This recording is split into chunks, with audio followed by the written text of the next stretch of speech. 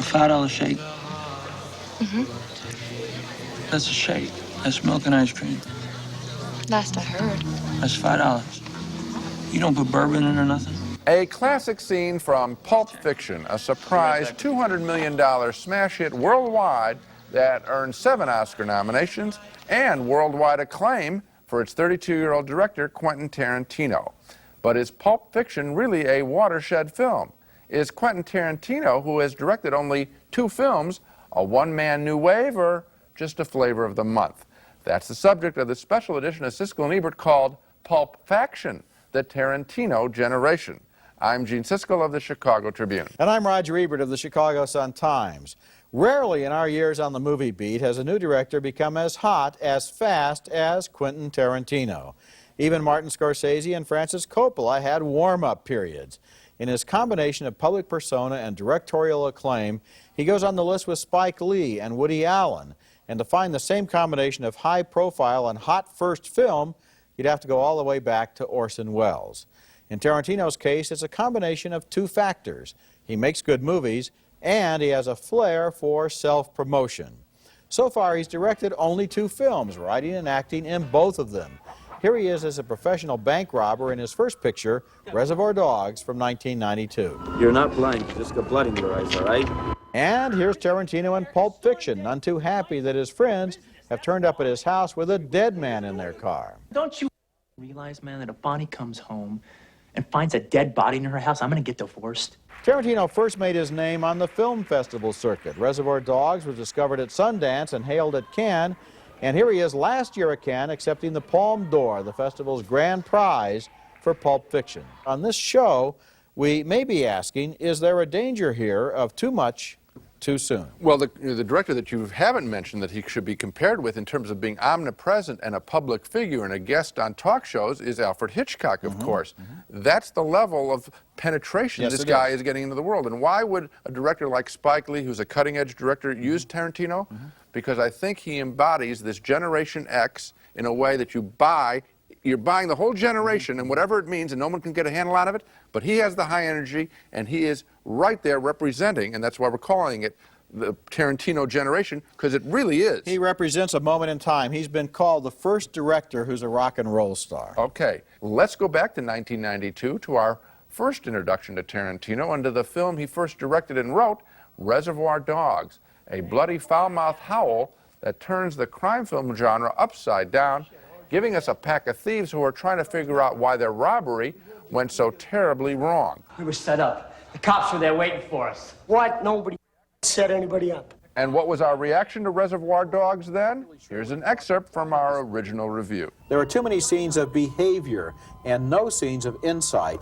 And as the guys assemble back at the warehouse, there's too much talk from characters who should really be unconscious or mad with pain instead of giving us all that dialogue. I liked the movie as far as it went. I wanted it to go further and try more. I had the same reaction, Roger. I thought it was a lot of an exercise in style, but then I got that really quick.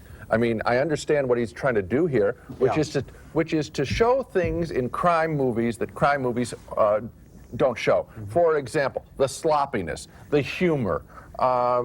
But we get that within 15 minutes. And I stand by that review. We would await his next film, and it would deliver on the promise of Reservoir Dogs, as Tarantino, working with writing partner Roger Avery, delivered an Oscar-winning script with Pulp Fiction, giving rise to a voice as original, I think, in the movies as David Mamet's work was a decade earlier in the American theater. Boy, is that a good comparison between Tarantino and Mamet, because in both cases what they're giving us is something that superficially sounds like realistic dialogue, and the more closely you listen to it, the more you realize it's written dialogue. Yes. It's not recorded off the street, it's created as an imaginative work.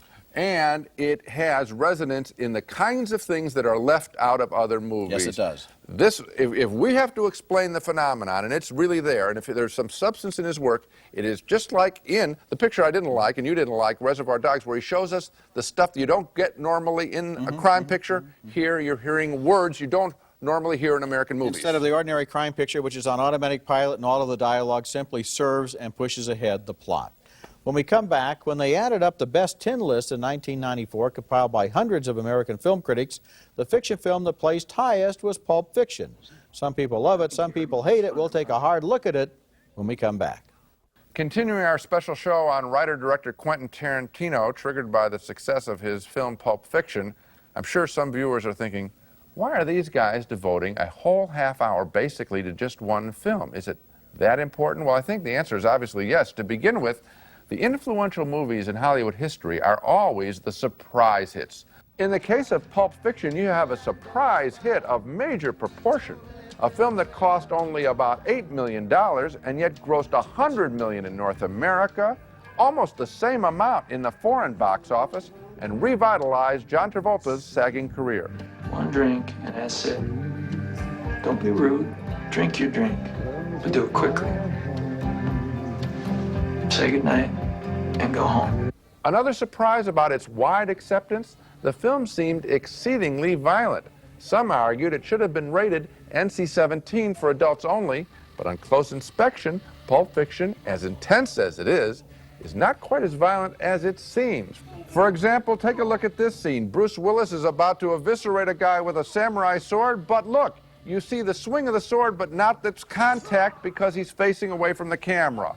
Then, the stabbing, but below the frame of the scene. You do not see the sword enter the body.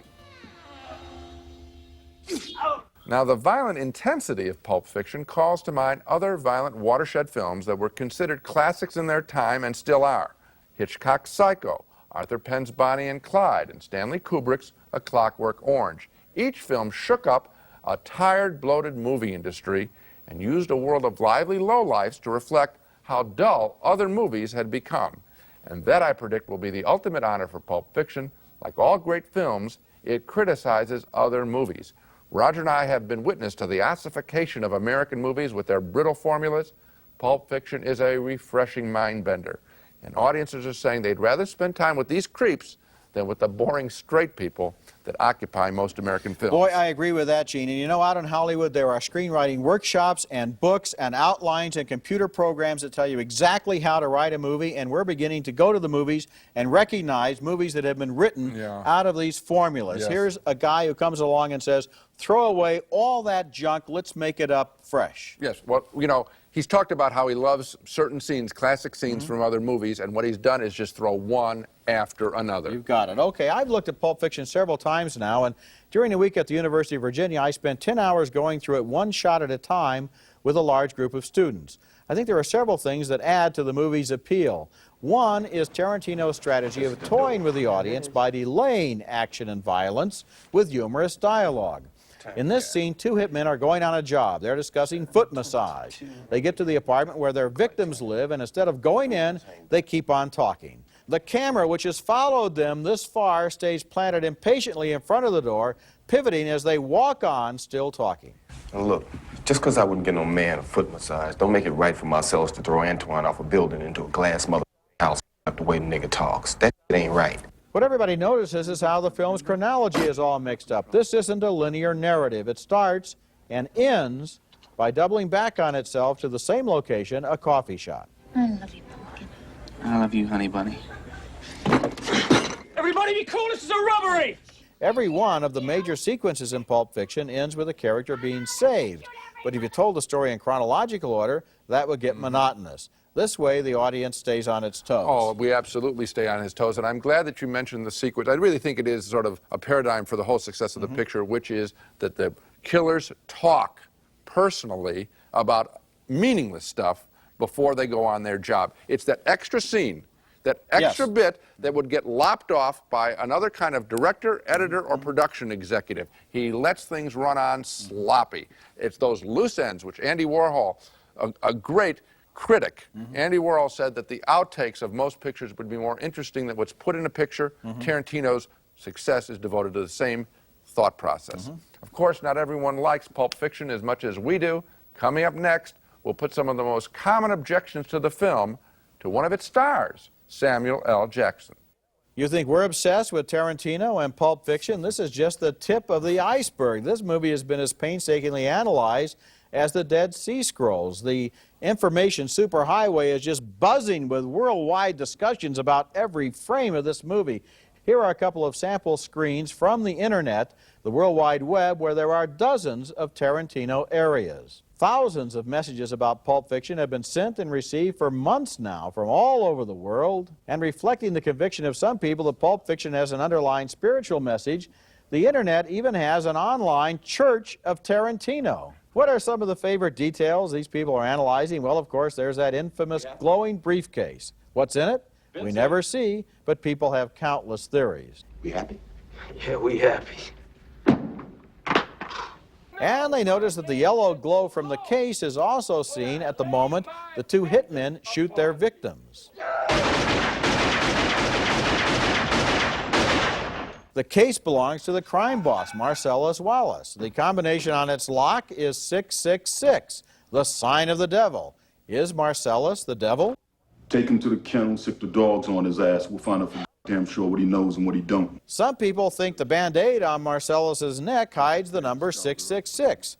Actually, it hides a scar on the neck of actor Ving Rhames, but try telling that to the Tarantino buffs. So much for the rabid fans of Pulp Fiction. What about its many detractors, people who saw it and loathed it, and people who object to the very idea of it? I recently asked one of the stars of the film, Samuel L. Jackson, about the most common negative reaction to Pulp Fiction, beginning with it being too violent. Actually, they killed 6 more people in Bullets Over Broadway than we killed in Pulp Fiction. So, take your pick. It celebrates people who are creeps. Well, Forrest Gump celebrates people who aren't as bright as we normally like people to be. It's just a story. It's a story about some people that you don't normally spend time with, but you get to spend time with them and find out a little bit about them. It has no moral center. The story is totally about redemption. Everyone in that script whose life is spared is given another chance to do something with their lives, and hopefully they will do the right things with them. My favorite scene is when you, with a gun, are a peacemaker at the end of the picture. Huh. The truth is, you're the weak, and I am the tyranny of evil men. But I'm trying, Ringo. I'm trying real hard to be the shepherd.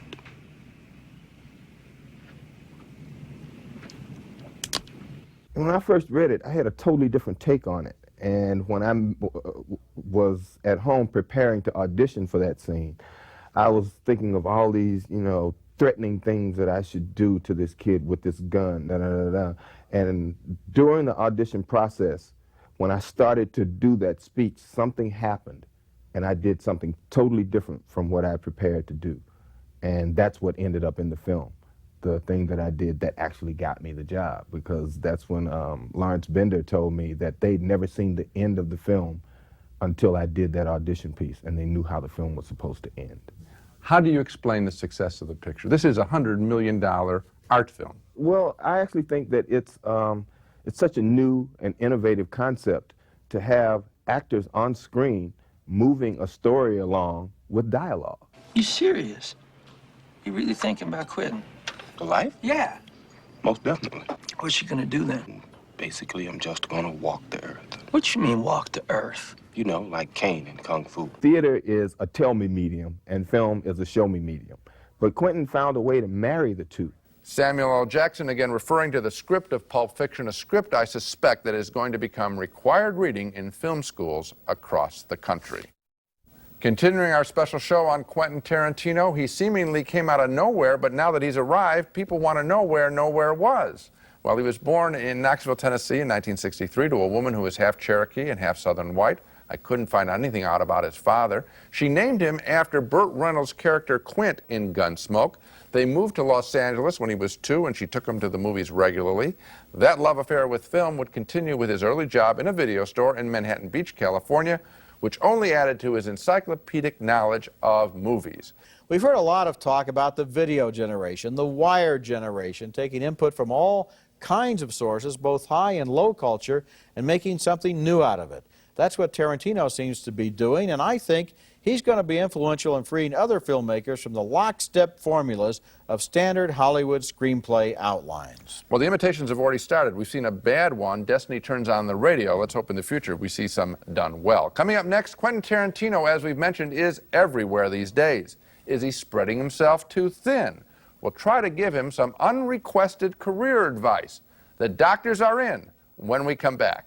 We're calling this final segment, The Doctors Are In. Now, this is a free service that Gene and I sometimes provide here on Siskel and Ebert, where we examine the state of health of a movie person's career and then make our diagnosis.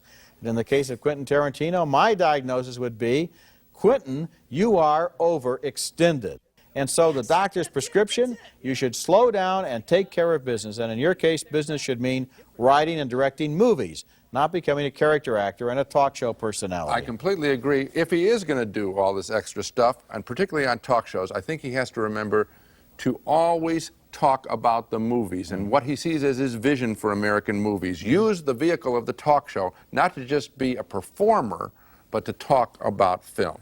That's it for this special show. Next week, we'll be back with reviews of some big summer movies. That's next week, and until then, the balcony is closed.